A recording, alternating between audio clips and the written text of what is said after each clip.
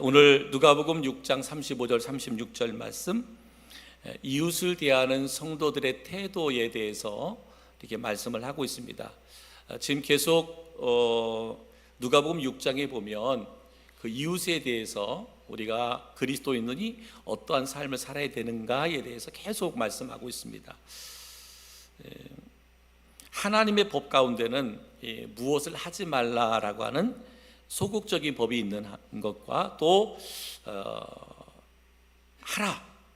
하라라고 하는 적극적인 또 법이 있습니다. 하지 말라는 소극적인 법이 있고 하라라고 하는 적극적인 법이 있는데, 오늘은 특별히 주님께서 우리에게 적극적으로 요구하시는 하라라고 하는 법도에 대해서 함께 은혜를 나누고자 합니다. 우리가 지난 주일에 그리스도인은 라고 말했잖아요. 그리스도인은, 그러면서 그리스도인은 하나님의 나라의 관점 그리고 종말론적인 가치관을 가지고 오늘을 사는 사람이다 라고 말했어요. 하나님의 나라 관점 그리고 종말론적인, 이 땅에 반드시 하나님의 심판이 있다라고 하는 종말론적 가치관을 가지고 오늘 지금을 살아가는 사람들을 그리스도인이다 라고 말을 하고 있습니다.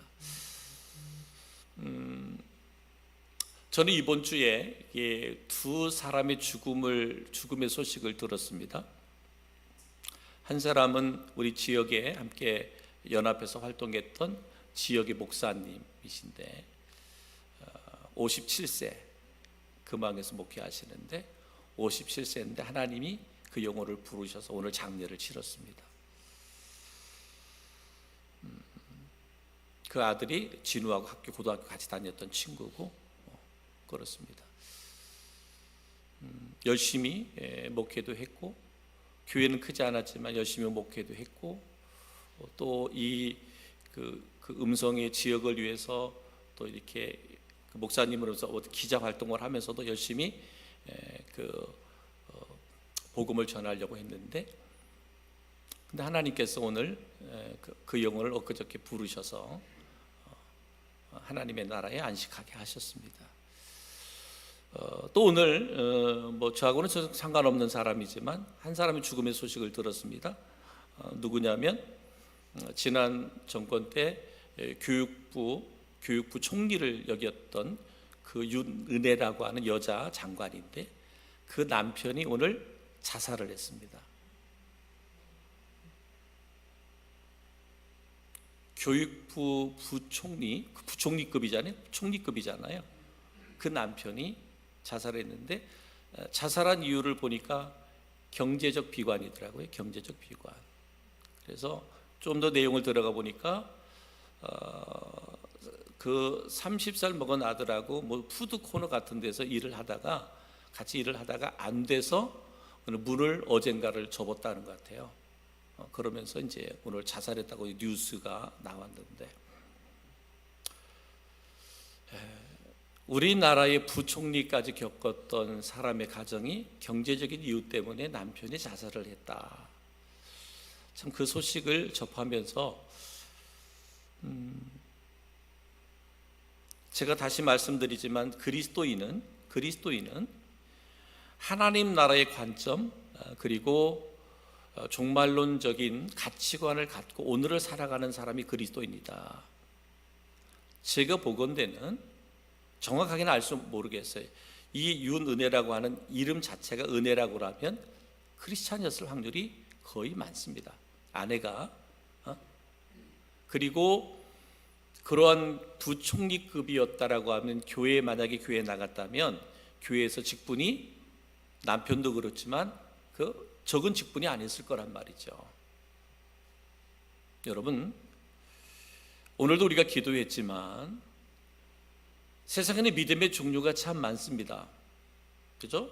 종교마다 다 믿음이 있으니까, 믿음이라고 하니까 우리가 예수 그리스도를 믿는 우리는 참 믿음이라고 우리가 고백하고 있는데, 우리 그리스도인 안에도 여러분 우리가 바른 믿음을 가져야지, 진실된 믿음을 가져야지, 참된 믿음을 가져야지.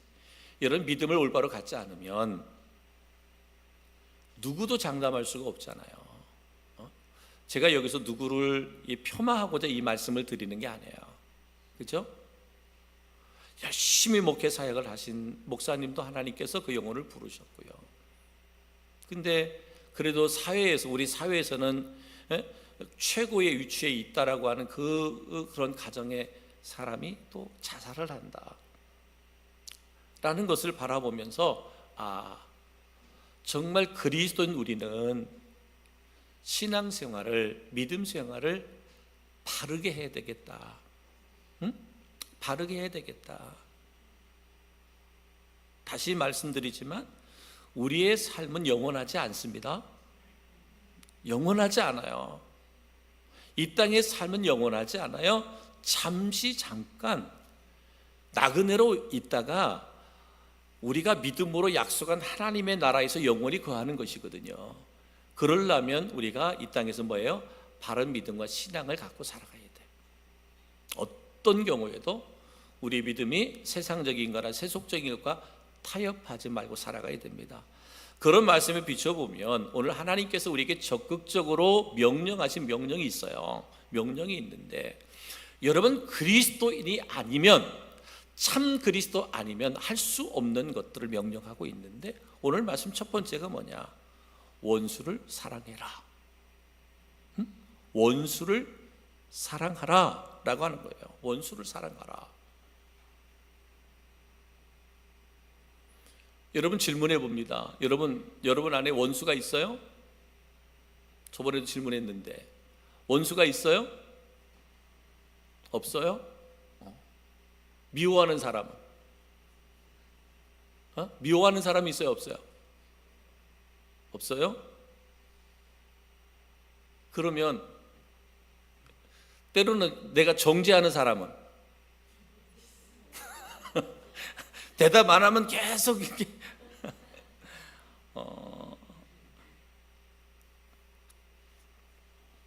여러분, 이 미움이라고 하는 것이 결국은 더 큰 죄를 낳습니다. 미움이라고 하는 것은 내 안에.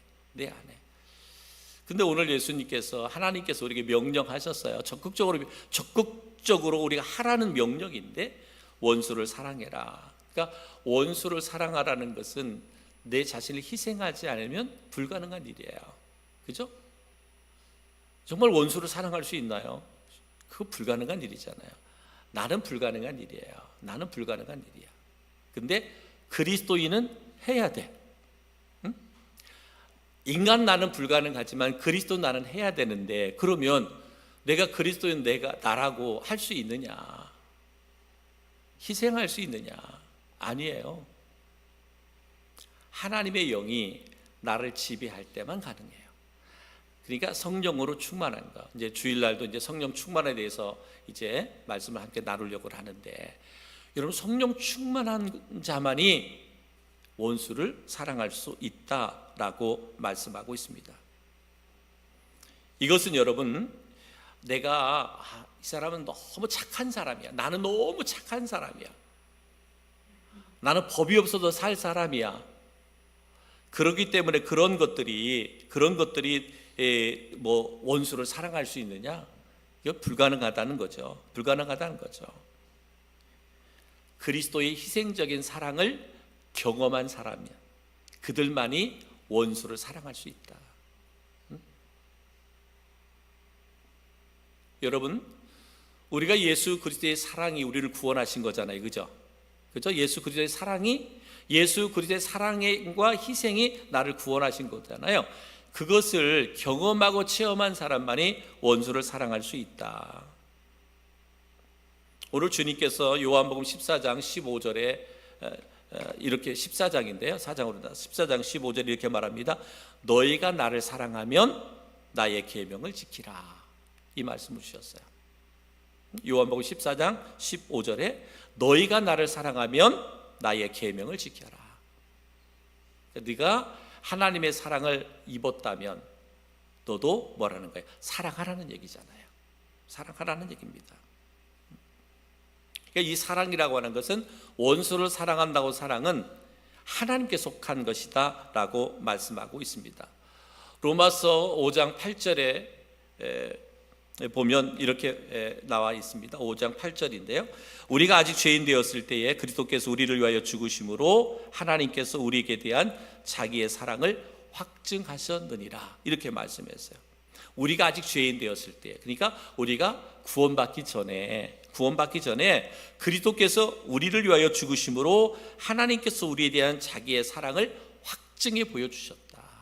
그렇기 때문에 뭐예요? 우리가 하나님께 사랑은, 이 원수를 사랑할 수 있는 사랑은 하나님께 속한 것이다 라고 말하고 있습니다.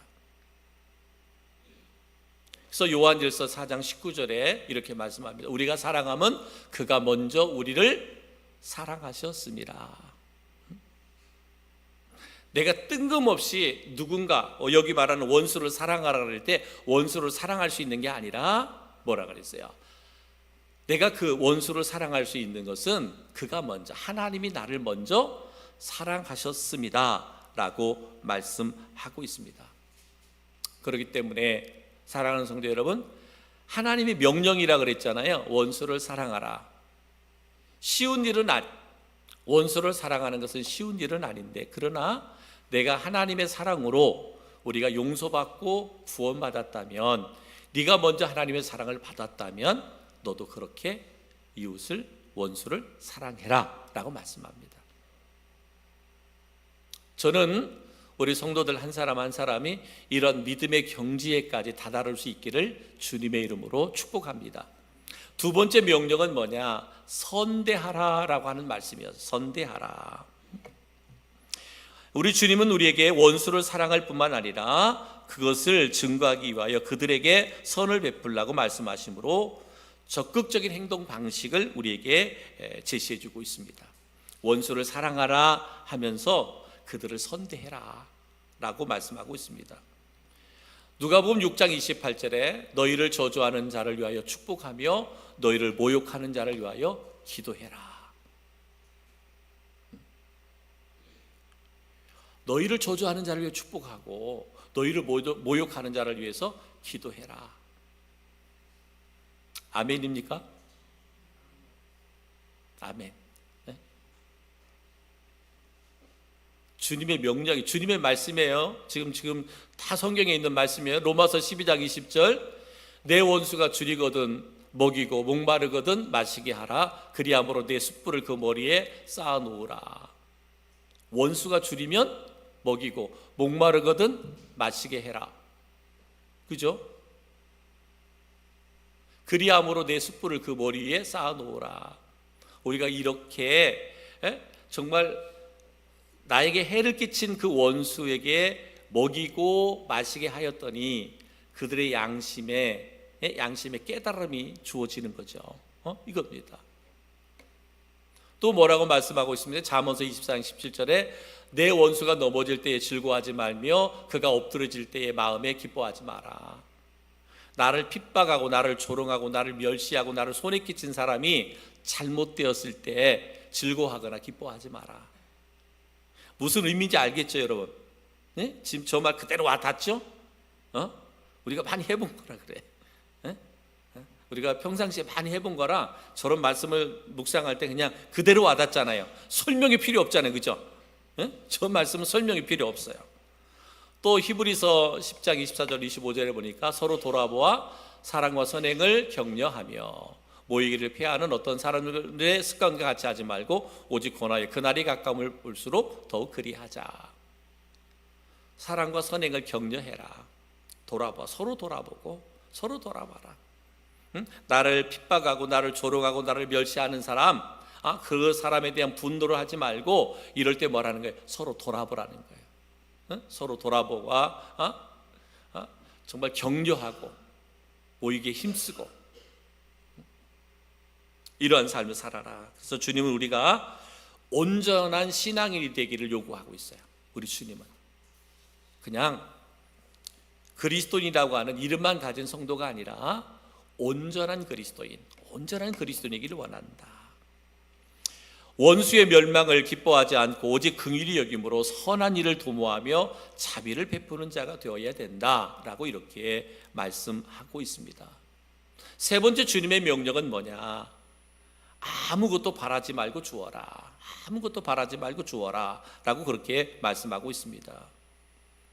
이제 원수에게 베푸는 또 하나의는 사랑으로서 자신에게 아무런 이익을 주지 못할 뿐만 아니라 빛조차 상환할 능력도 없고 오히려 막심한 피해만 가져다 주는 자에게 그들이 원하는 것을 주어라 라고 말합니다. 참 예수 믿는 거 참 어렵습니다. 그리스도를 사랑하는 거 참 어려워요. 쉬운 표현을 하면 내 돈을 빌려갔어요. 나 돈을 많은 돈을 빌려갔는데 갚으라고 해도 안 갚어. 나도 힘들고 지금 어려운데 갚아라. 근데 안 갚아요. 그 어느 날 와가지고 나 지금 힘들으니까 나에게 돈 좀 더 빌려달라는 거예요. 근데 뭐라는 거예요? 네 돈 있으면 빌려주라는 거예요. 그럴 수 있다. 그럴 수 있다. 여러분, 한 말씀 한 말씀이 쉬운 말씀 아니잖아요. 그죠? 쉬운 말씀 아니잖아요. 원수를 사랑하는 데 있어서 원수를 사랑하고 선대하고 아무것도 바라지 말고 주어라 라고 말씀하고 있습니다. 왜 그러느냐? 이거 할 수 있는 건 왜 그러냐 그랬어요. 왜 그렇게 할 수 있느냐? 내가 그 사랑을 받았다는 거예요. 내가 하나님을 통해서 예수 그리스도를 그 사랑을 받은 자다. 네가 사랑을 받았기 때문에 너가 그렇게 원수를 사랑할 수 있어야 된다라고 말하는 거예요. 근데 뭐 오늘은 원수를 사랑하라 그러니까 저 원수 하니까 막 나하고 너무 떨어져 있는 사람이라고 생각하기 쉬운데, 원수에게도 그렇게 하라 그러는데 때로는 원수가 아닌 내 가족한테도 내가 그렇게 못할 때가 많아. 아니 어떻게 보면 같은 믿음의 지체라고 하는 성도들 간에도 그러지 못할 때가 많아. 그러면 나의 신앙이 모순된 거 아니냐? 그죠? 나의 신앙이 잘못된 게 아니냐? 여러분, 오늘 누가복음이 계속 말씀을 계속 듣잖아요. 말씀을 들으면서 한번 내 자신을 좀 되돌아보는 시간을 가져야 돼. 응? 그래서 시편 103편 15절에 보면 이렇게 말합니다. 인생은 그날이 풀과 같으며 그 영화가 들의 꽃과 같도다 라고 말합니다. 한마디로 말하면 우리의 인생이 영원하지 않다라는 거예요. 이 땅은 잠시 잠깐이다. 인생은 그날이 풀과 같고 그 영화가 들의 꽃과 같다.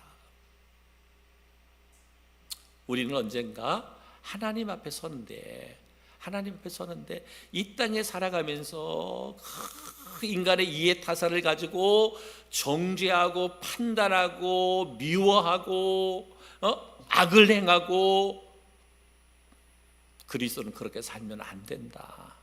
다시 말하지만 그리스도인은 하나님의 나라의 관점을 가지고 종말론적인 가치관을 가지고 오늘을 살아가는 사람들이다 그랬어요. 그러면 오늘을 살아가는 우리가 내 앞에 원수가 있다고 할 때 뭐 저 사람은 안 돼. 저 사람은 안 돼. 내 눈에 흙이 들어가도 나는 저 사람 용서할 수 없어. 그러면 된다 안 된다? 안 된다는 거잖아요. 오늘 제 말이 아니잖아요. 그죠? 제 말이 아니라 오늘 누가복음에서 예수님께서 우리에게 말씀하시는 말씀이잖아요. 명령이잖아요. 그리스도께서 죄인된 우리를 위하여 자신의 생명을 아낌없이 주신 것 같이 우리들도 이웃을 위하여 목숨까지도 내어주는 진실된 사랑을 가져야 된다라고 그렇게 말씀하고 있습니다. 이렇게 되어질 때 누가복음 6장 38절 39절 안에 38절입니다. 주라 그리하면 너에게 줄 것이니 곧 후히 되어 누르고 흔들어 넘치도록 너에게 안겨주리라. 원수를 사랑하는 그런 삶을 살아갈 때 하나님께서 너의 삶을 축복해 주신다는 거예요. 한마디로 말하면 너희가 그리스도인다운 삶을 살아가면 그 삶을 누가? 하나님이 책임져 주신다라고 말씀하고 있어요. 우리의 수고가 결코 헛되지 않는다.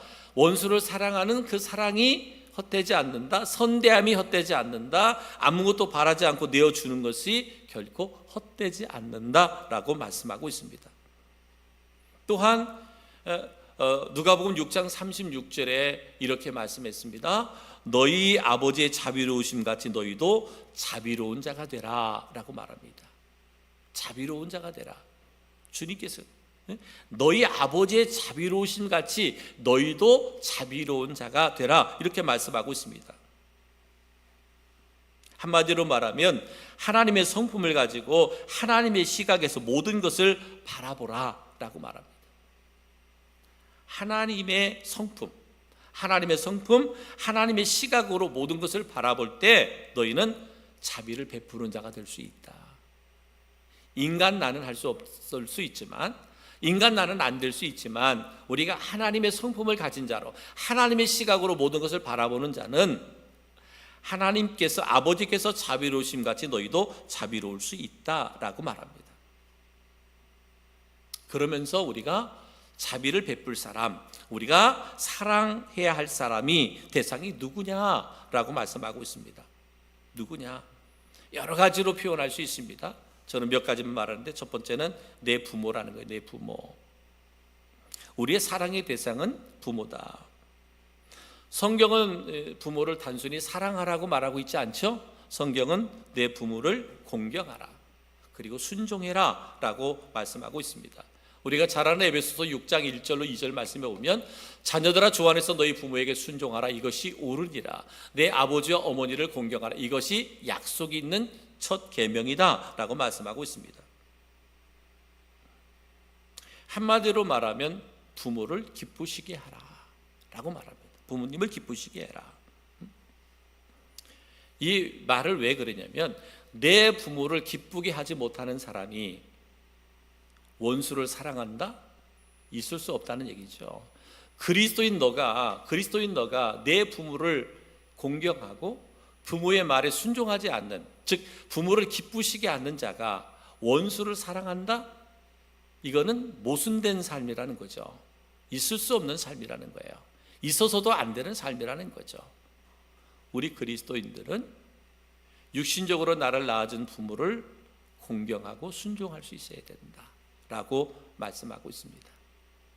사랑하는 성도 여러분, 저는 우리 모든 성도들이 내 부모에게, 또 어른들에게 정말 공경과 순종의 삶을 살아가는 은혜가 있기를 주의 이름으로 축복합니다. 두 번째는 뭐냐? 두 번째는 누구냐? 형제와 이웃입니다. 형제. 우리가 사랑해야 될, 자비를 베풀어야 될 자가 누구냐면 형제와 이웃이다. 그럼 우리가 형제와 이웃을 사랑하는 방법은 무엇이냐? 그것은 화목이라고 말씀하고 있습니다. 사도 바울은 로마서 12장 18절에 이렇게 말합니다. 할 수 있거든 너희로서는 모든 사람과 더불어 화목하라. 오늘은 성경 구절이 많이 틀리게 나가네.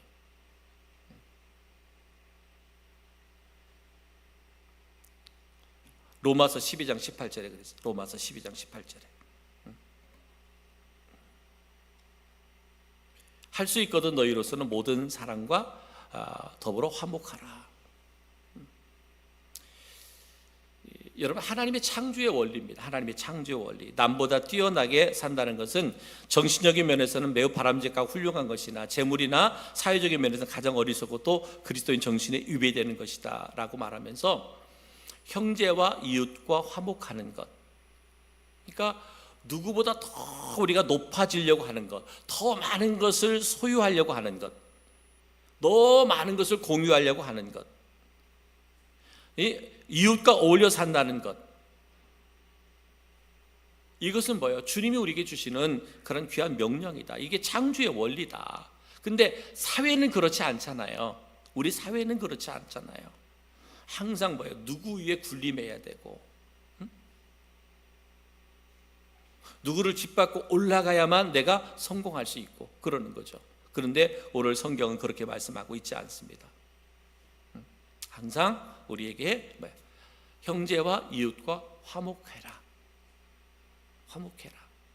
그러니까 우리 그리스도인은 아무리 나에게 힘들고 어렵고 아픔을 준 사람이라도 내가 먼저 손을 내밀 수 있어야 돼요. 그게 그리스도인이에요. 나에게 어려움을 주고 나에게 고통을 주고 아픔을 준 형제가 있어요. 이웃이 있어요. 그럼 뭐예요?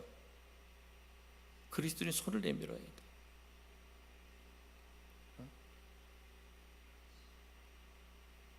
막 지난주에도 또 앞에서 뭐 차댄 것 때문에 또 뭐 옆에 있는 에어컨 뭐 탄 것 때문에 또 막 한 소리가 있었죠.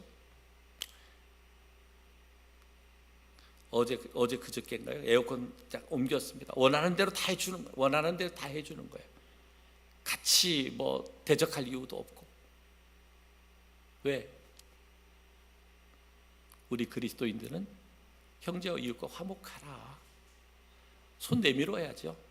내가 좀 손해보는 것 같고, 내가 미련한 것 같고, 내가 우둔한 것 같아도 내가 누구의 그리스도인이잖아요. 내가 그리스도인이잖아요. 내가 손을 내미는 거예요. 자비를 베푸는 거예요. 그것은 우리의 말이 아니라 누구? 주님의 말씀이잖아요. 주님의 말씀. 여러분 그렇게 해서라도 그죠? 내 주변의 모든 사람들, 내 형제는 내 이웃, 그렇게 내가 손을 내밀어서 그들에게 자비와를 베풀므로 한 영혼을 구원할 수 있다면 그 이상도 해야 되잖아요. 왜? 한 생명은 천하보다도 귀한 영혼이니까. 그래서 오늘 주님께서 우리에게 그렇게 말씀하고 있습니다. 또 뭐라고 말씀하고 있느냐? 불쌍한 자들이, 불쌍한 사람들, 그들에게 자비를 베풀어라 그렇게 말하고 있습니다. 연약한 사람들, 사람들의 관심에서 소외된 사람들, 굳이 수직적 관점에서 본다면 이들은 우리보다 어느 면에서 한 단계 더 아래에 있는 사람들이에요. 내가 끊임없이 베풀어야 되고 섬겨야 되고 섬겨줘야만 되는 사람들이에요. 그 사람을 통해서 내가 무엇인가 이득을 얻을 만한 것은 아무것도 없는 사람들이에요. 그러한 사람들이 불쌍한 사람들이라고 하는 거죠. 근데 뭐라 그랬어요? 오늘 성경은 그들에게 자비를 베풀어라 라고 말씀하고 있습니다. 여러분, 왜냐하면 하나님께서 우리에게 이와 같은 사랑을 베푸셨기 때문이라는 거예요. 따라서 우리도 하나님께로 받은 대로 베풀며 살아가야 된다. 여러분, 하나님께서 우리에게 사랑을 베풀어 주었을 때 우리를 통해서 무엇인가를 기대한 게 아니었어요. 무조건적인 사랑이었고 무조건적인 베품이었어요. 그랬더니 우리가 그 은혜를 알아서 뭐 하는 거예요? 하나님을 찬양하는 거잖아요. 하나님께 영광을 올려드리는 것이죠. 여러분 아까 말씀 가운데 로마서 12장 20절 말씀에 그랬잖아요. 내 원수가 줄이거든 먹이고 목마르거든 마시게 하라. 그리함으로 내 숯불을 그 머리에 쌓아놓으라. 이 말씀이 있어요. 이 말씀의 의미가 뭐냐면 말씀드린 것처럼 하나님께서 우리를 정말 불쌍한 자로 여긴 거예요. 그래서 당신의 생명까지도 나를 위해서 내어주었어요. 나를 통해서 무엇인가 받을 것을 기대하며 생명을 주신 게 아니란 말이에요. 그런데 내가 그 은혜를 깨닫고 구원받은 은혜를 깨달으니까 그 하나님에 대한 뭐예요? 감사가 있잖아요. 감격과 감동이 있어요. 그러니까 우리가 뭐예요? 마음껏 주님을 찬양하고 예배하고 경배하고 하나님이 기뻐하는 일이 뭔가를 찾아서 우리가 영혼을 위해서 전도하고 하는 거예요. 마찬가지 이 말씀이요. 내 원수가 줄이거든 먹이고 목마르거든 마시게 하라. 어떤 기대를 갖지 말고 원수가 그 어려움에 있을 때 무조건 도와줘라. 그러면 그가 아니 나는 너를 그렇게 핍박하고 너를 그렇게 손에 끼치고 어려움을 줬는데 어떻게 나를 이렇게 섬겨주지? 이렇게 나를 사랑하지? 그것이 뭐 한다는 거예요? 감동이 된다는 거예요. 그래서 깨닫게 되고 회개하게 되고 도리어 나를 사랑할 수 있게 된다라고 하는 거예요. 바로 마찬가지입니다. 바로 불쌍한 자, 연약한 자, 소외된 자, 그들에게 자비를 베푸는 자가 되라. 주님이 나에게 그랬던 것처럼 어떤 기대하지 않고 내가 주님의 사랑을 나누어 줬을 때 그들의 영혼과 그들의 삶이 변화될 수 있다라고 말씀하고 있습니다. 또 우리가 자비를 베풀어야 할 것 처음에 주신 말씀처럼 뭐냐면 원수들을 그들에게 자비를 베풀어라. 처음에 주신 말씀처럼 하나님을 대적하는 사탄의 말을 듣고 하나님과 같이 되고자 하는 마음으로 선악과를 따먹음으로써 하나님의 원수가 됐어요, 아담이. 근데 하나님은 그를 원수로 여기지 않으셨습니다. 인간은 하나님을 원수로 여겨 하나님을 대적하였지만 하나님께서는 인간을 여전히 당신의 사랑의 대상으로 여겼습니다. 당신의 자녀로 여겼습니다. 이것이 곧 하나님의 구속의 은혜죠. 예수 그리스도의 구속의 은혜다라고 말할 수 있습니다. 사랑하는 성도 여러분, 우리가 이 땅에 그리스도를 살아가면서 그 누구도 우리에게는 원수가 되어서는 안 됩니다. 누군가를 미워하는 사람이 있어서는 안 됩니다. 누군가를 원망하는 원망의 대상이 있어서는 안 됩니다. 오늘 주님께서 우리에게 명령하셨잖아요. 적극적으로 하라고 주신 말씀은 원수까지도 뭐요? 사랑해라, 선대해라, 자비를 베풀라라고 말씀하고 있습니다. 이런 삶을 살아가는 자들에게 하나님께서 우리에게 약속하신 축복의 말씀이 있습니다. 그 말씀이 마가복음 12장 31절에 이렇게 있습니다. 내 이웃을 내 자신과 같이 사랑하라 하는 주님의 계명을 받들어 순종함으로 우리가 원수까지 사랑하고 선을 행한 적극적인 신앙의 소유자에게 하나님께서는 거기에 합당한 축복을 약속했는데, 그것이 오늘 35절 누가복음 6장 35절의 말씀입니다. 너희 상이 클 것이요 또 지극히 높으신 이의 아들이 되리니 라고 말합니다. 너희 상이 클 것이고 지극히 높으신 이의 아들이 되리라 라고 말씀하고 있습니다. 주님은 그들을 붙들어 모든 자위에 높이실 것이며 보호하시고 마음의 소원을 이루어 주시겠다라고 말씀하고 있습니다. 사랑하는 성도 여러분, 우리는 그리스도인입니다. 아멘이죠? 우리는 그리스도인입니다. 예수 그리스도를 나의 구주로 믿고 또 그분을 나의 주로 믿는 그리스도인입니다. 그리스도인은 하나님 나라의 가치관을 갖고 종말론적인 관점을 갖고 하나님 나라의 가치관을 종말론적인 가치관을 갖고 오늘을 살아가는 사람들인데, 그러한 우리에게 주님은 한마디로 말하면 원수를 사랑해라, 이 명령을 우리에게 주셨습니다. 너희가 그러한 삶을 살아갈 때 하나님이 너희가 정말 하나님의 아들이라 일컬음을 받게 하겠다라고 약속하셨습니다. 건강한 믿음, 건강한 그리스도인의 삶이 저희들 가운데 있기를 주님의 이름으로 축복합니다. 특히나 이런 시대, 처음에 제가 두 분의 죽음에 대해서 말씀을 했잖아요. 여러분, 내일 일은 나는 몰라요. 내일 일은 나는 모릅니다. 오늘 주님이 주신 말씀 부여잡고 순종의 삶을 살아야 돼요. 영광의 삶을 살아야 돼요. 이런 은혜가, 이런 축복이 우리 모든 성도들 한 사람 한 사람들 가운데 있기를 주님의 이름으로 축복합니다.